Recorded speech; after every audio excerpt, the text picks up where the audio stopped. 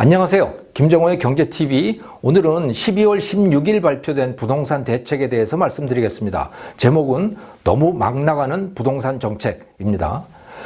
부동산 정책 내용을 좀 살펴볼까요? 시가 15억 원 이상 주택에 대해서는 대출 전면 금지, 종부세를 또 0.8%까지 인상을 한다. 공시지가 반영률도 높인다.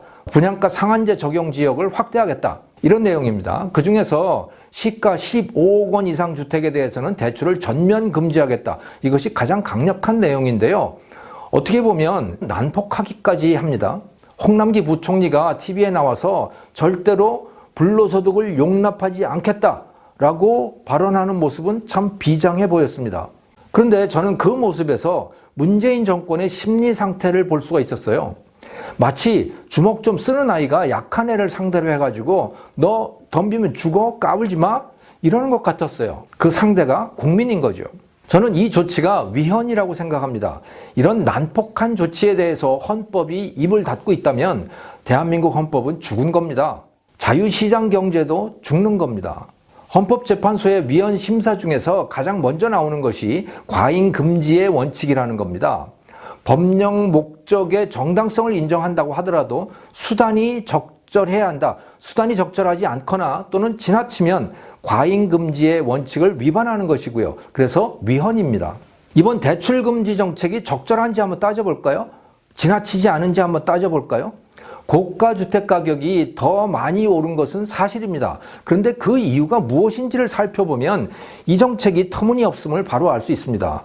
수요 측면부터 한번 생각해 보죠. 고가 주택에 대한 수요가 느는 이유 크게 두 가지입니다. 첫째는 소득이 늘기 때문에 고급 주거지에 대한 수요도 증가하고 있는 겁니다. 수요가 늘어나는 또 다른 요인은 소위 똘똘한 한 채에 대한 수요입니다.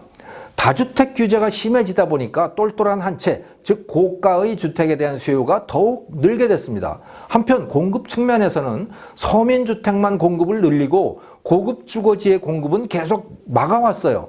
지금도 여전히 그렇게 하고 있습니다. 강남의 재건축도 규제하고 신도시도 모두 서민주택으로만 짓습니다. 거기다가 분양가 상한제로 강남 재건축 물량은 더욱 줄어들게 됩니다.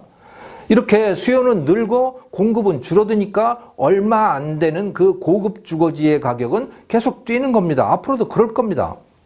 그러니까 근본적인 원인은 바로 이 정부의 잘못된 정책에 있는 겁니다.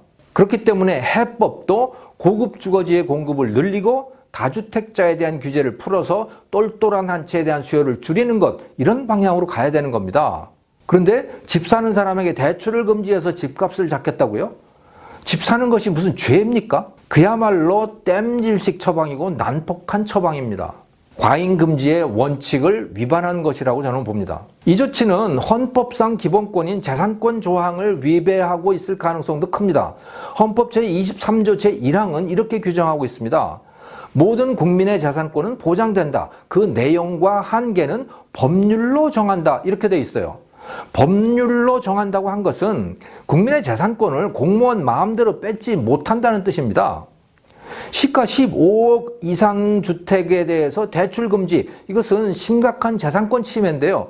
법률적 근거가 분명치가 않아요. 그래서 헌법 제23조 1항 재산권 제한은 법률로 한다라고 하는 이 조항에 대한 위반인 것이죠.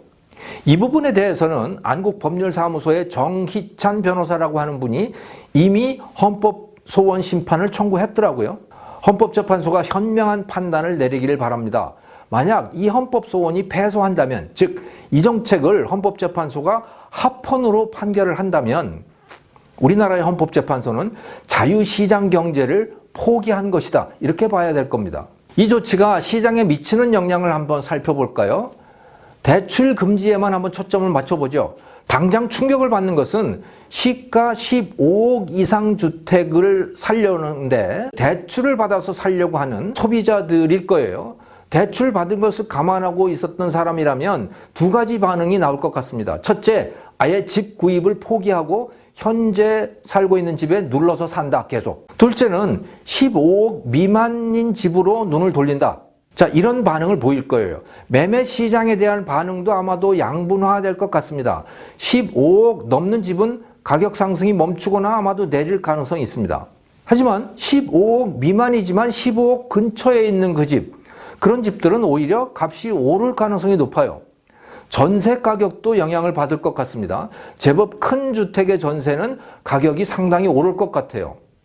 15억 이상 주택을 구입하려던 사람들의 상당수가 현재 전세에 머물러 있을 것이기 때문입니다. 반면에 현금을 동원할 수 있는 사람들은 15억 이상 주택을 싼 값에 구입할 수 있는 아주 절호의 찬스가 다가온 거죠. 현금 부자들에게 최고의 기회를 가져다 준 정책인 셈입니다. 조금만 길게 보면요, 15억 이상 고가 주택 가격 다시 오를 거라고 저는 봅니다. 이 대출 금지를 언제까지 가져갈 수 있겠어요? 머지않아 풀 수밖에 없을 겁니다. 너무나 난폭한 정책이기 때문에 그런 거죠. 게다가 분양가 상한제 확대로 인해 가지고 이제 서울의 웬만한 동네는 다 묶여버렸으니까 고가 주택의 공급은 더욱 줄어들겠죠. 그러니 어떻게 고가 주택의 가격이 안 오를 수 있겠습니까? 착한 얼굴을 하고 출발한 이 정부가 갈수록 난폭해지고 있습니다.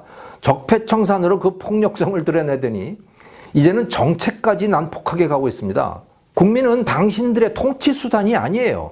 국민은 당신들에게 한시적으로 권력을 위임했을 뿐입니다. 당신들은 국민의 머슴입니다. 당신들은 국민을 다스리는 임금이 아닌 거예요. 제발 정신 좀 차리길 바랍니다. 김정호의 경제TV, 오늘은 부동산 정책에 대해서 말씀드렸습니다. 감사합니다.